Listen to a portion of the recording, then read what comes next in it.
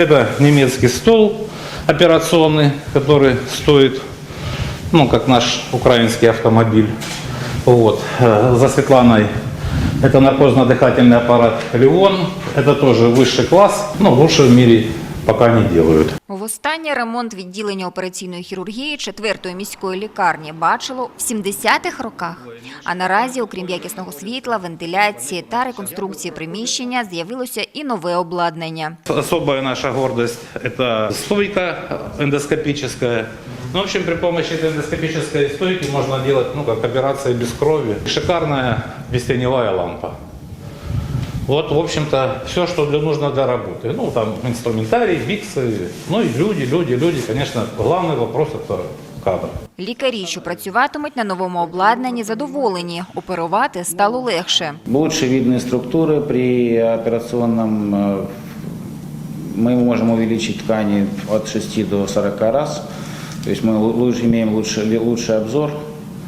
Поэтому лапароскопические операции, конечно, удобнее. Час проведення операції не зменшився, але період реабілітації пацієнта значно скоротився. Даже после холецистектомии, выполненной лапароскопически, больной буквально на следующий день уже может подниматься с постели, буквально на 3 сутки может уже уходить на амбулаторне лічення. Не оминув прогрес і травматологію. Нове обладнання дає можливість більш точно прооперувати пацієнта. В этой операционной есть современные системы вентиляции, которые улучшают направление стерильности операций.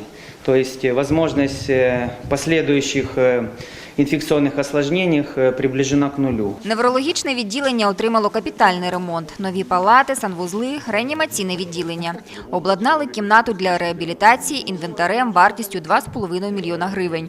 Медики запевняють, що з такими змінами зможуть не тільки підвищити свій професійний рівень, а ще розвивати напрямок медичного туризму у Маріуполі. Хотілося б замахнутися на міжнародний туризм, тому що у нас вже є в цьому плані опит, оснований на реабілітації. Зараз це буде сделать значительно проще, имея такое оборудование, потому что это оборудование, оно сейчас ногу со временем, с оборудованием ведущих клиник мира, я не побоюсь этих слов. Також неврологічне відділення увійшло до 130 центрів з усього світу з лікування розсійного склерозу, що взяли участь у міжнародній програмі та отримають спонсорську допомогу на розвиток. Самое главное сегодня для нас – какое бы мы супероборудование дорогое не покупали, какие мы делали не классные там операционные, инновационные и так далее. Вот эти все технологии, они все хорошо. Но когда нет у нас профессиональных и талантливых врачей, это все бессмысленно. Самый главный сегодня вызов в целом в стране – это, конечно же, обеспечение наших клінічних центрів врачом. Штат медиків у Маріуполі укомплектовано на 70%. Це недостатньо, каже мер. Та зазнає, що це питання треба вирішувати на державному рівні підняттям заробітної плати. А населення просить вакцинуватися, щоб зменшити навантаження на лікарів. Наталя Галь, Данило Євменчук. Інформаційна програма «7 днів», ТВ7.